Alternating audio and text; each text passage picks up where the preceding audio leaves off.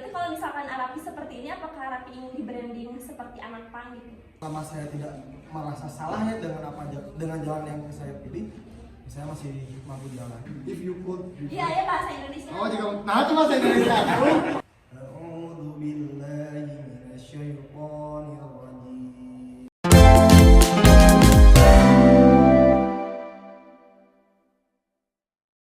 Halo sahabat UHS, balik lagi di program terbaru kami yakni Ngos-Ngosan. Oke, di program kali ini kita kedatangan bintang tamu yang super luar biasa spektakuler, makhluk aneh di muka bumi ini, manusia langka. Kalian penasaran nggak? Kita panggil aja kali ya. Boleh bantuin hitung mundur nggak tim kreatif? Boleh. 3, 2, 1.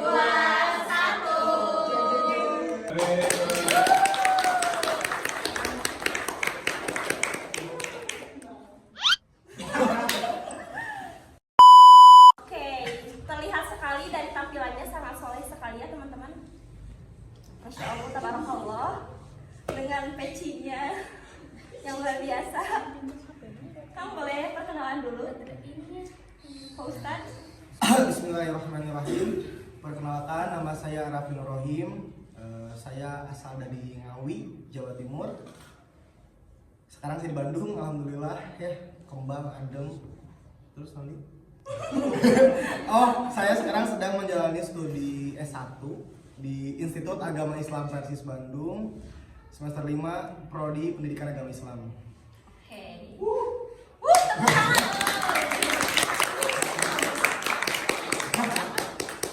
Jadi nanti selama ke depan nyebutnya apa nih? Rapi aja.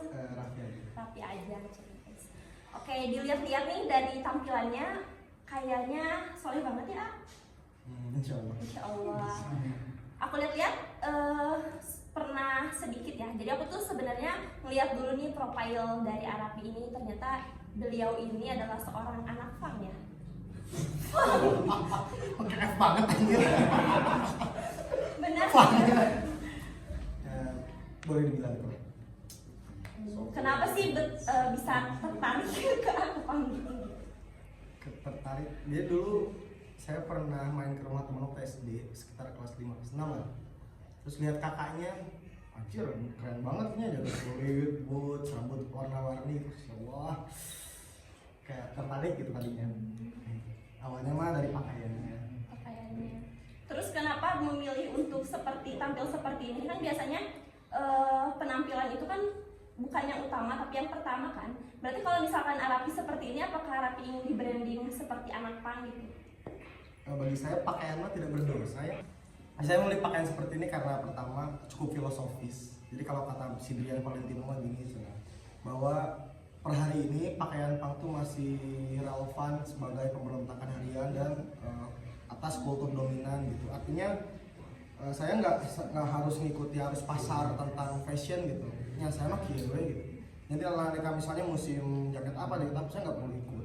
Itu dari pakaian pun juga jadi simbol pemberontakan gitu. Karena konstruksi sosial itu kan kadang mengekang hidup manusia ya. Misalnya contoh kayak di Jepang yang seragam, Hometo temanya kata Jepang namanya.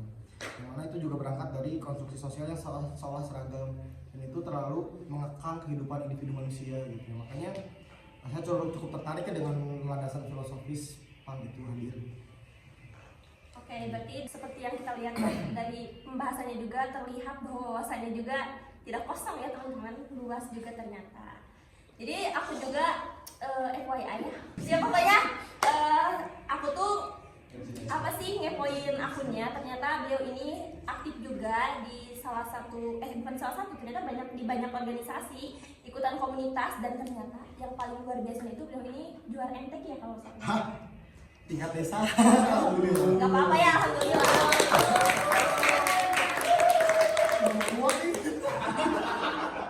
Bisa diceritain gak sih kenapa bisa ngebalancein antara kita suka pang dan kita bisa aktif juga di organisasi? Karena kan itu bertolak belakang juga lah ya kalau dilihat gitu.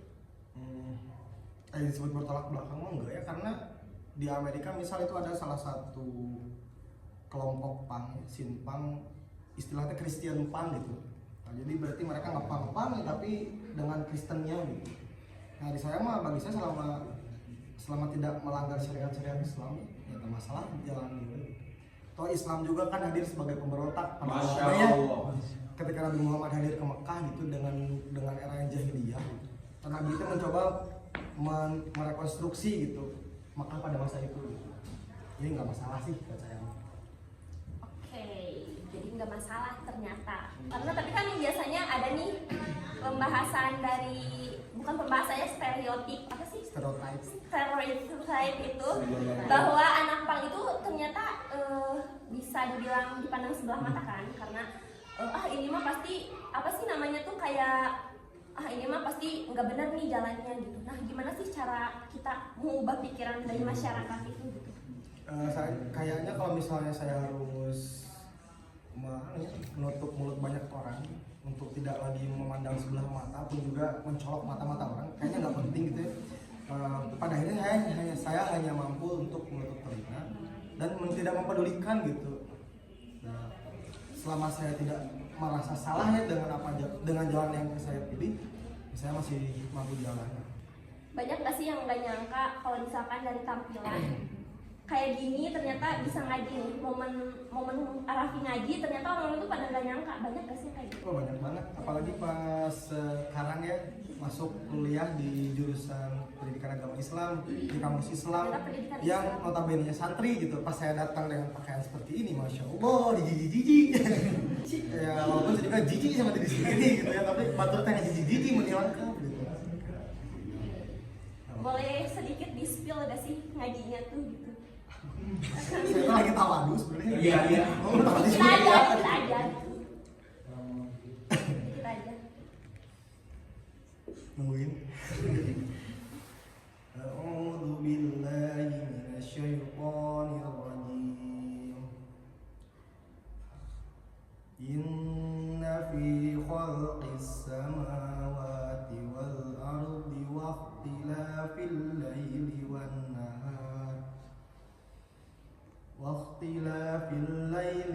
nahar laayatil liulil albab alladzina yadhkuruna Allaha qiyaman wa qu'udan wa 'ala junubihim wa yatafakkaruna fi khalqis samawati wal ardi Rabbana ma khalaqta hadza batila subhanaka faqina 'adzabannar. Masya Allah. Semoga Anda tidak terbang ya. Serius Bu. Pelan. Oke, lanjut ya. Kan Arafi ini bisa dibilang aktif dari berbagai organisasi komunitas juga kan. Bahkan di komunitas PANG juga kan beliau ini ikut andil lah mungkin gitu. Nah, bagaimana sih bisa apa ya namanya teh? Bisa kamu tuh bisa mengambil pelajaran dari itu semua tuh seperti apa? Apakah ada pelajarannya yang beda-beda gitu? Tapi kamu bisa mencari titik tengah yang kamu temuin di situ. Sederhana kan manusia hadir di dunia teh buat belajar ya. Dan setiap langkah yang saya tapaki dan setiap tempat yang saya duduki, ya saya harus belajar di sana gitu. Artinya ambil yang baik, tinggalkan sisanya ya gitu. Jadi ya saya bisa menyeimbangkan hidup. Sebenarnya kalau kata istilah pantai negatif pun saya di Islamnya nggak lepas gitu, nggak lepas dari saya. Pun juga di kuliah jalan, alhamdulillah organisasian juga jalan. Ya bisa. Dari pengalaman Arab ini setelah mengikuti kehidupan yang seperti ini gitu, banyak gak sih momen kocak yang bikin orang lain tuh salah paham ke Arab gitu? Kocak mah kayaknya enggak. Jadi waktu itu saya pernah keluar rumah, rambut masih warna-warni, biasanya jaket kulit, celana kanjeng gitu, atau boots. Pas jalan keluarga, yo lagi anak-anak kecil tuh lagi pada nongkrong banyak kan teh, nu gelo. Maksudnya teh kayak kan sama gitu ya. Saya juga tahu saya kayak gitu. Itu yang disebutkan oke merenya gitu. Sekarang ada yang lagi pacaran tiba-tiba si tetehnya teh, yang itu cenah lucu cenah. Terus saya tanya, Berarti pandangan orang-orang tentang anak pang itu sebenarnya tidak boleh disamaratakan ya teman-teman, karena tidak semua anak pang itu tidak benar, karena emang meskipun ada ketidakbenaran pun karena emang ada sisi positifnya juga kan, ada sisi kebaikan yang mungkin tidak kita ketahui juga gitu teman-teman. Oke, lanjut ya. Kalau misalkan ada anak muda yang lagi bingung nih buat nyari jati diri, entah mungkin itu di organisasi, di agama, atau di sebuah komunitas, terus apa sih yang pengen Arapi sampaikan buat teman-teman semua di sini? Kalau motif dari kitabnya Al-Ghazali mah ya, di Kimia Sa'adah tuh di bab pertama kalau nggak salah. Nah, dia pernah motif hadis Nabi contohnya gini. Man arafa nafsahu faqad arafa rabbahu. Yang artinya barang siapa mengenal dirinya, maka dia akan mengenal Tuhannya. Yang kemudian setiap orang yang hidup itu harus harus terus berjalan mengikuti kata hatinya dan mengikuti langkah-langkah itu mengenal dirinya sendiri gitu. Contoh misal Rene Descartes pernah berkata ya ansin gitu. Setiap orang itu butuh menepi untuk kemudian menggali setiap hal yang ada pada dirinya gitu. Nah gitulah ya, pokoknya mah terus aja ikuti alurnya dan ayolah coba kenali dirimu sendiri gitu. Oke, dari penampilan nih Arapi, kira-kira bakal selamanya nggak sih berpenampilan seperti ini? Apakah sampai nanti tua pun bakalan seperti ini gitu? Sudah kudu kumaha deui. Saya harus gimana gitu, karena kan nggak ngertinya. Pertama saya nggak ngikuti tren pasar soal fashion. Kedua asa stuck soal fashion tuh yaudah gini we gitu. Kayaknya mah sampai tua kayak gini. Sugarnya pemajikannya nerima. Kira-kira Arapi pernah nggak sih kayak tiduran aja gitu? Pernah nggak sih ngerasa kalau misalkan jalan yang Arapi tempuh dan Arapi jalanin itu salah gitu, kayak ih kenapa sih kayak gini? Oh pernah, atau sampai orang tua marah gitu gara-gara style kayak gini? Pernah banget. Jadi saya dulu cukup aktif di Sinpang yang memang dekat dengan literasi. Jadi baru udah mah rada maca gitu ya. Kadang setiap malam minggu itu kita buat perpustakaan di Taman Cikapayang. Saya tuh suka hadirnya. Kadang juga dia meneliti konflik, mengadakan kajian-kajian gitu mulai dari filsafat, dasar teks dan lain gitu. Nah, cuman saya mah yang saya sesalkan itu selama teman-teman belajar, selama teman-teman diskusi, saya mah malah ngopi dan hari-hari. Teman-teman yang lain baca, saya mah cuma diem bengong. Yang lain mah diskusi, saya mah di luar ngopi gitu. Itu kemudian jalan yang saya sesalkan hingga loh kenapa ya dari dulu saya suka baca gitu. Kenapa baru sekarang baru nyoba, itu yang saya sesalkan.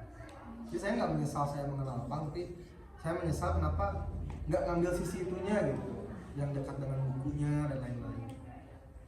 Pernah ada kayak kekhawatiran dari orang tua nggak sih waktu pertama kali? Oh iya, sejak kapan sih kalau boleh tahu ini berstyle seperti ini? Dan orang tua marah gak sih waktu Arapi beli-beli style kayak gini gitu?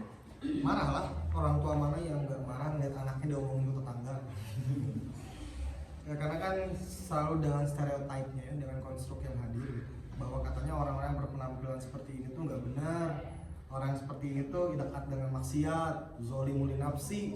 Tapi ada saya mendem lah gitu. Ya akhirnya saya selalu memberikan pernyataan dengan bukti-bukti gitu, bahwa saya bisa lulus dengan nilai yang bagus, bahwa saya bisa aktif di luar gitu. Jadi dengan pembuktian akhirnya orang tua juga berubah ya si pandangannya, oh ternyata bener iya mah pakaian hukum ya kan dirasa tidak normal oleh masyarakatnya, tapi perlakuannya malah alhamdulillah cenah. Dari setiap baju yang Arapi pakai gitu, ada nggak sih filosofinya gitu? Sederhana sih, kayak misalnya saya kadang pakai sabuk peluru ya, yang dipakai itu kan bentuk penjungkir balikan makna. Kayak peluru kan biasanya mah dipakai perangnya. Nah ini mah sebuah pemboikotan, sebuah pelucutan bahwa kami menolak peperangan gitu. Sudah berapa banyak korban yang jatuh waktu peperangan, makanya peluru saya dipakai lebar gitu, tidak sesuai dengan ininya. Oh itulah ya contoh. Oke, tadi kan ada sedikit nyinggung nih tentang sering baca buku. Berarti udah banyak nih bacaan bukunya gitu. Nah kira-kira dari buku yang udah dibaca gitu, apa sih buku yang paling Arapi suka gitu? Sampai apa sih makna dari buku itu juga yang bikin Arapi berubah lagi gitu pandangannya? Saya teh baru baca buku mah dikit ya. Masih ingat lah dulu pertama baca buku itu novel karya si Blank Illustrator, itu anak buah apa dia? Judulnya Blank.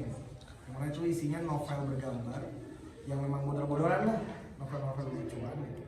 Terus baca Mark Manson yang sebuah bentuk bersikap bodo amat, ABC of Anarchism-nya Alex Beckman, sampai sekarang baca Pengatur Anarkisme karya Ruth Kipling. Cuman yang cukup sedikit menampar kegelisahan saya itu ya pas baca Filosofi Teras karya Henry Manampiring tuh. Iya benar sih itu. Ya, dari up to us not up to us katanya ya, dari think up to us not up to us katanya ternyata ada loh yang di bawah kendali diri kamu sendiri pun tidak. Artinya saya mampu mengontrol. Ya itu sih, ya misalnya kayaknya kurang keren ya kalau misalnya lihat punk rock bacanya stoik gitu. Kalau misalnya punk kan identiknya dengan anarkisme, gitu, dengan sosialisme, libertarian dan lain-lain. Tapi ya ngapain, namanya juga baru belajar. Berarti emang buku itu benar-benar bermanfaat sekali ya, mengubah pandangan hidup gitu. Kan kalau kita balik lagi nih ke awal, Arap ini kan berasal dari Ngawi ya. Terus sekarang bisa survive nih di Bandung gitu. Nah kira-kira ada nggak sih perbedaan passion dari Ngawi ke Bandung gitu? Apa karena aku pulang kampung nih, aku harus pakai baju ini biar nggak diomongin sama kakek nenek gitu? Saya sebetulnya lahir doang nih, umur 2 minggu dari Bandung. Oh, ternyata.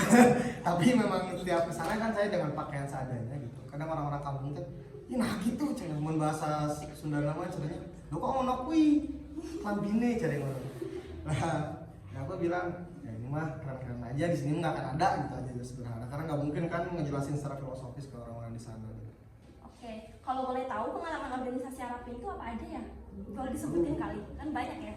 Sebetulnya saya dari dulu itu nggak pernah ikut organisasi formal, jadi lebih ke kolektif-kolektif atau sifatnya organisasi informal yang terbuka dan bebas gitu. Kayak saya pernah menginisiasi kelompok sepeda namanya Bikepang. Itu pernah ramai di sekitar 2020-an di awal-awal corona. Terus dikarenakan bagi saya ini sebuah kebutuhan ketika di kampus, akhirnya saya masuk organisasi formal, yaitu lingkupnya prodi himpunan mahasiswa jurusan. Pun masuk eksternal ya, karena di kampus Persis, jadi saya masuk himpunan mahasiswa Persatuan Islam. Dan alhamdulillah, innalillah saya Alhamdulillah wa innalillah. Saya menjadi ketua terpilih di pimpinan komisariat Hima Persis Persis Bandung tahun 2024-2025. Oke, ada lagi nggak ya selain Hima gitu, atau komunitas-komunitas yang lagi dijalanin gitu? Oh ada, saya juga tergabung di komunitas Desa Bercerita. Itu keren loh. Sederhananya banyak Desa Bercerita itu tandingan dari KKN. Kan KKN bentuknya keterpaksaan ya. Sebagian besar mahasiswa itu terpaksa karena ini salah satu syarat kelulusan. Nah, kita mah di Desa Bercerita benar-benar dari hati ke hati. Benar-benar pengen belajar. Kadang kan kalau anak-anak KKN mah ngerasa sombong datang ke kampung teh, ngerasa bisa memberdayakan masyarakat desa. Kalau kita mah datang ke sana pengen belajar dengan harapan. Kalau misalnya ketika kita datang ke desa tersebut, misalnya kemarin kita di Desa Mekarjaya ya, kita belajar ke masyarakat tentang apa sih kondisi yang dialami di sini, kondisi objektifnya bagaimana, terus ekonomi kreatifnya seperti apa gitu. Nah akhirnya ketika ada yang bisa kita bantu, sedikitnya ya kita bantu gitu. Itu cukup keren keren. Sok kalau teman-teman mau gabung bisa di kepoin IG-nya ya, Desa Bercerita. Kemarin juga sempat ditayangin ya podcastnya, jadi teman-teman jangan lupa juga tonton episode sebelumnya tentang Desa Bercerita gitu. Kalau boleh tahu organisasi yang paling berkesan untuk Arap itu apa sih gitu? Boleh gak sih milih gitu salah satunya? Yang paling berkesan deh gitu, yang paling bikin nyes gitu. Yang jawab kan dia? Oh, siap. Di briefing dulu guys soalnya. Anggota-anggotanya di belakang, senior. Ya, yang cukup berkesan tuh di Desa Bercerita. Kenapa? Karena dengan prinsip egalitariannya ya. Ada nih dua sosok nih di kampus mah, yaitu ulama dan filsuf yang memang sangat disegani ya. Tapi ketika dia masuk di Desa Bercerita, walaupun dia tua di bawahnya yang muda-muda, tapi dia mampu ditai-tai atau dalam artian ngeledek tanpa batas gitu ya. Maksudnya kita sama-sama merasa setara gitu, tidak ada batasan usia, tidak ada batasan gender, tidak ada batasan intelektual dan lain-lain gitu. Jadi ketika kita mampu berkembang, kita berkembang bersama. Kadang kan kalau misalnya terlalu dipatronase, misalnya oh ini mah filsuf, oh ini mah ulama, kita segan dan akhirnya kita menarik diri gitu. Nah jangan ya deh ya. Jadi kita bareng-bareng aja. Nah itu makanya jarang loh nemuin kolektif komunitas organisasi yang ngerasa punya kesetaraan. Biasanya mah senioritasnya tinggi. Nah di desa bercerita mah nggak ada. Alhamdulillah. Bukti kesolidan ini itu yang bikin terharu. Anggota-anggota desa berceritanya pun sekarang ikut hadir di sini teman-teman. Oke, kedepannya Rapi ada nggak sih niatan untuk terjun di dunia fashion gitu? Karena kan unik nih gitu. Terjun di dunia fashion untuk concern mah kayaknya enggak ya. Cuman kebetulan sampai sekarang dari 2018 saya punya thrift yang rada nyeleneh lah gitu. Dari 2018 sekarang alhamdulillah masih ada, bisa dicek di Instagram ya, Sadness Junkies. Kalau misalkan teman-teman ngepoin Instagramnya juga pasti bakal nyangka profilnya itu dari Pinterest teman-teman. Karena emang rambutnya tuh karena kenapa sih saya sekarang tidak seperti itu? Kemarin teh menghadapi momen lebaran, tiba-tiba si mama pengen lihat rambut kamu rapi. Ya udahlah ya, mama gitu mah gitu ya. Oke, lanjut ya. Bagaimana sih tanggapan Arapi yang aktif di organisasi terhadap orang-orang yang pasif dan tidak mau mengikuti organisasi gitu? Sebetulnya ada dua kemungkinan. Yang kemungkinan yang pertama, memang dia tidak punya cukup waktu dan cukup kesempatan untuk mengikuti organisasi. Jadi jangan suzon dulu ya, orang yang tidak organisator itu bukan berarti dia tidak mau, mungkin tidak bisa gitu. Nah kemungkinan yang kedua, nilai-nilai organisasi itu tidak sampai pada dirinya gitu. Karena kan khususnya mahasiswa ya, berorganisasi itu menjadi hal yang cukup fundamental gitu, untuk saling bertukar gagasan, bertukar pikiran, bertukar jajanan dan lain-lain. Jadi bagaimana sih tanggapan Arapi terhadap orang-orang yang mungkin ingin mencari jati diri ya seperti yang tadi, tapi mereka itu takut dinilai gara-gara passion mereka? Ada nggak sih saran untuk mereka gitu yang takut menggunakan fashion? Jadi mereka itu ngikutin standar TikTok aja ya, beda standar TikToknya kayak gini bagus nih, mereka ngikutin tapi dia tidak menjadi dirinya sendiri gitu. Ada nggak sih tanggapannya? Ya, kurang percaya diri aja sih itu mah kayaknya. Ada nggak sih saran biar? Sarannya ya udah, kalau misalnya kamu suka pakai we, peduli setan soal omongan orang ya. Mere para bente, mere dapuran teu, ngaji jalan teu, mayaran kuliah teu, ya udah jalani. Pada akhirnya apa-apa yang masuk ke telinga itu nggak selalu harus diterima dengan lapang dada, kudu rada ditenggel kayak kamu juga. Mau aja tenggel mata. Oke, lanjut ya. Saat masuk organisasi atau kegiatan di PANG gitu ya, itu tuh biasanya ada nggak sih aktivitas-aktivitas kemanusiaan yang dilakuin gitu, kayak misalkan apa gitu?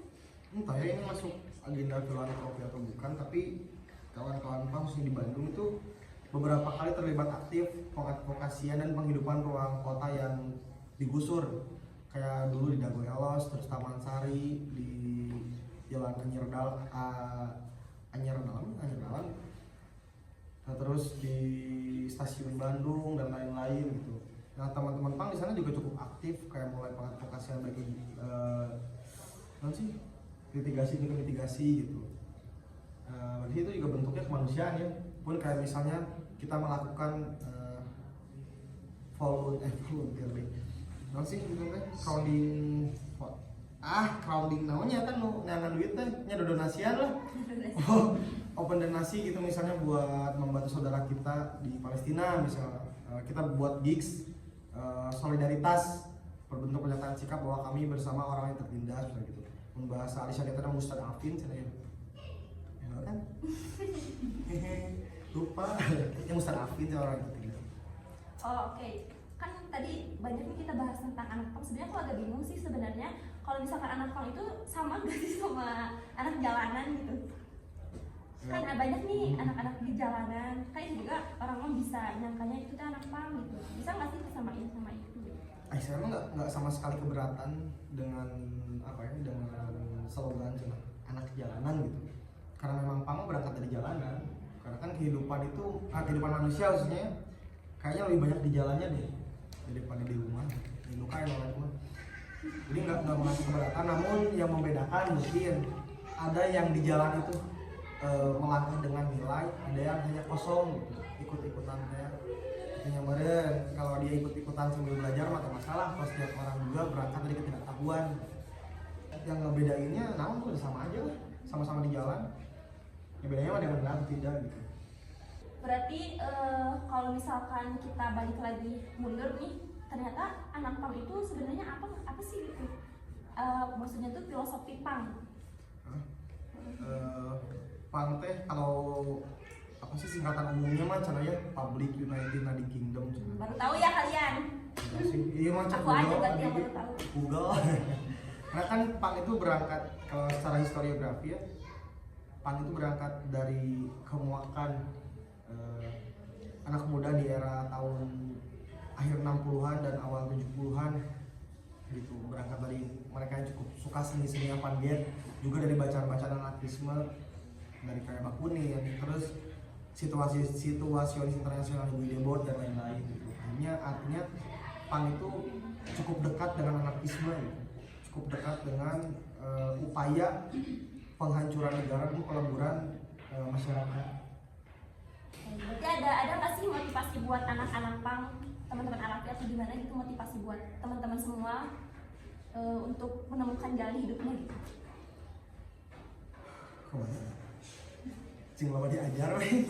Kayaknya mah ada namanya lentera dunia mah kan dari belajar ya, membaca, menulis dan diskusi. Kayaknya mah pantai jangan lepas dari 3 rintis itu gitu, karena pada akhirnya saya ada dalam titik penyesalan gitu di umur sakit pang-pangannya tuh jadi nanaon gitu ya, maca. Kalau tanggapan Arafi tentang kata-kata jangan menilai seseorang dari penampilannya itu gimana? Nah, kayaknya cukup relevan toh, pada akhirnya kan banyak juga yang kiai cabul, banyak juga dengan gelar-gelar pesantren, dengan kemampuan dia baca kitab dan lain-lain, tapi sangat anak batur gitu. Banyak yang ngira empati dan lain-lain. Kayaknya mah nggak bisa nih nilai dengan seseorang dari penampilannya mah tuh. Oke. Sebelum kita menutup, nih kita sebenarnya udah nyiapin game Arafi. Mana sih gamenya? Oh ini. Aduh. Nih ini ada game food order ya. Ini kita baru beli untuk Arafi. Tepuk tangan atuh. Ternyata Arafi kering. Mau sambil dernya apa? Sambil deh. Maksa dong. Kia tuh biar gini, profesional. Nah. Terus Jadi mau apa? Mau turut ya? tadi dapatnya terus. Kira turut saja. Sok milih. Cuma milih nah, aku tidak mengerti guys.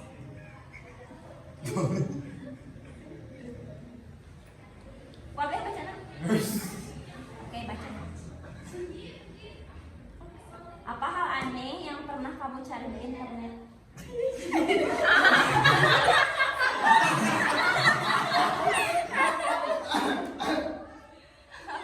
Sebaiknya jujur, karena jujur itu terbaik.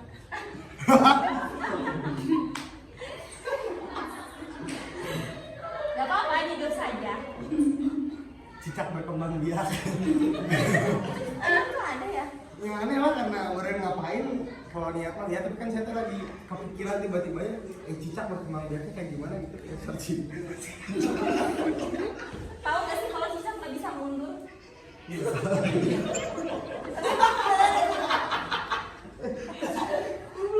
Tapi cicak emang tidak bisa mundur guys. Itu teh ada ilmu yang menarik ada. dari cicak. Jadi cicak tuh kalau misalnya dia udah maju dia nggak bisa mundur, harus putar balik.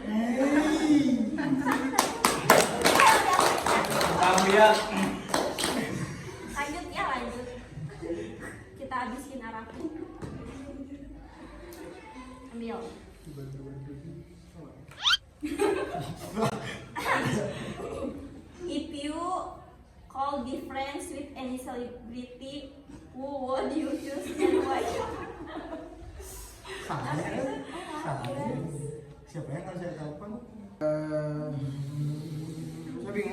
buat nelpon siapa ya? Nah, nelpon. Oh, aku sih nggak pakai. Ya aku bahasa bahasa Inggris kan? Bahasa Inggris kan? Keluar. If you put. Iya, ya bahasa Indonesia. Oh, jika nah itu bahasa Indonesia. Itu kamu bisa berteman dengan artis manapun supaya akan kamu pilih dan kenapa? Misalnya artis. Ini bisa di skip nggak ganti lagi? Oh, mau ganti? Enggak. Ganti saja. Apa yang milih deh?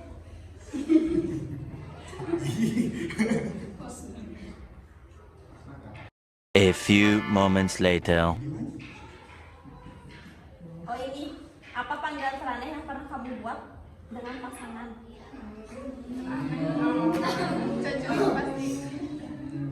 Belum pernah pacaran. Pada di spill. Sejauh ini sih saya lebih tertarik buat manggil dia namanya gitu. Berarti tidak ada hal aneh ya?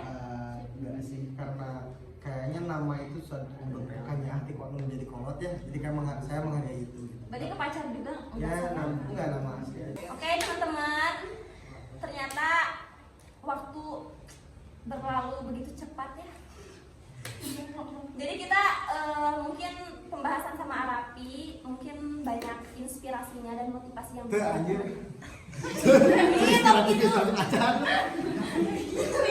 Padahal aku tuh tadi sedang mikir kata-kata apa yang harus dikeluarkan. Jadi lupa lagi guys.